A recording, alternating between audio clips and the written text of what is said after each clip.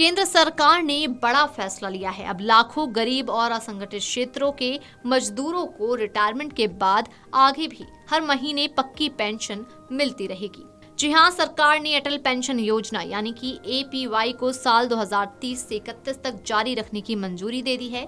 प्रधानमंत्री नरेंद्र मोदी की अध्यक्षता में हुई कैबिनेट मीटिंग में इस पर मुहर लगी। इस फैसले से ये भी पक्का हो गया है कि सरकार इस योजना के प्रचार, प्रसार, विकास और इसे आर्थिक रूप से मजबूत बनाए रखने के लिए पैसा देती रहेगी। इसका मतलब है कि जिन मजदूरों के पास नौकरी के बाद पेंशन का कोई इंतजाम नहीं है, उन्हें 60 साल की उम्र के बाद हर महीने 1000 से 5000 रुपए तक की गारंटी वाली पेंशन मिलेगी। ये पेंशन उनके द्वारा किए गए योगदान पर भी निर्भर करेगी। वहीं दूसरी ओर रोजगार सृजन और लघु उद्योगों यानी कि MSME को बढ़ावा देने के लिए भारतीय लघु उद्योग विकास बैंक में 5000 करोड़ रुपए की पूंजी डालने को मंजूरी दे दी गई है।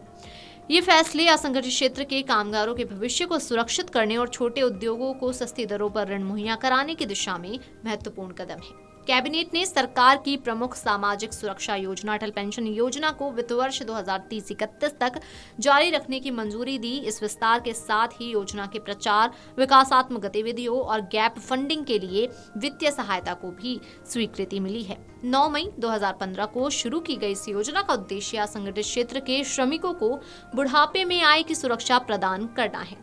19 जनवरी 2026 तक इस योजना के तहत 8.66 करोड़ से अधिक लोग जुड़ चुके हैं। इस योजना के तहत अंशदान के आधार पर 60 वर्ष की आयु के बाद 1000 रुपए से 5000 रुपए हर महीने की गारंटेड न्यूनतम पेंशन मिलती है।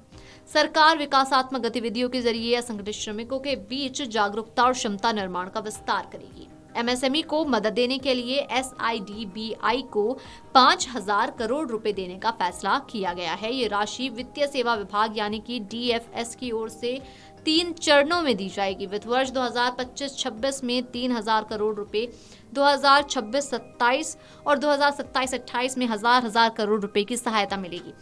इस अतिरिक्त पूंजी से SIDBI कम ब्याज दर पर धन जुटा सकेगा। इससे छोटे और मध्यम उद्योगों को सस्ते और आसान कर्ज मिलने में मदद मिलेगी। इस फैसले का सबसे बड़ा असर रोजगार के मोर्चे पर देखने को मिलेगा।